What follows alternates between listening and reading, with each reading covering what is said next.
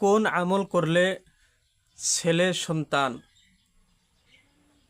নারীনা সন্তান পয়দা হয় সেই বিষয়ে কোরআন হাদিসের ভিত্তিতে আজকে আপনাদের সম্মুখে আলোচনা করব। আসসালামু আলাইকুম। আপনারা থাম্বনেলে দেখছেন যে কোন আমল করলে ছেলে সন্তান পয়দা হয়। তো দেখেন, সন্তান ছেলে হবে না মেয়ে হবে এই বিষয়ে ফয়সালা মোকাম্মল হিসাবে আল্লাহ পাক রব্বুল আলামিন নেবেন।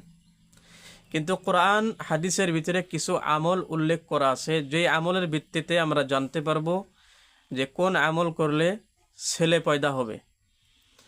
তো আমি আজকে আপনাদের সম্মুখে কয়েকটা আমল বলে দিচ্ছি। আপনারা যদি সেই হিসাবে আমল করতে পারেন, অবশ্যই আল্লাহ পাক রব্বুল আলামিন ছেলে সন্তান দিতে পারে।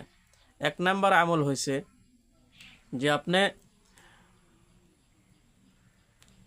আপনার স্ত্রীর পেটের উপরে গোল দায়রা বানাবেন।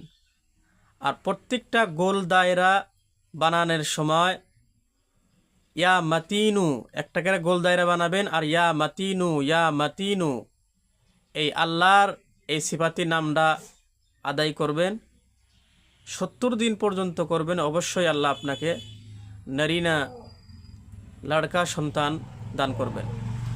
দ্বিতীয় আমল হয়েছে হযরত আশরাফ আলী থানভী রহমাতুল্লাহ আলাইহি থেকে বর্ণিত আছে যে কোনো ব্যক্তি যদি আউয়াল আখির দরুদ শরীফ পড়ে এবং ইয়া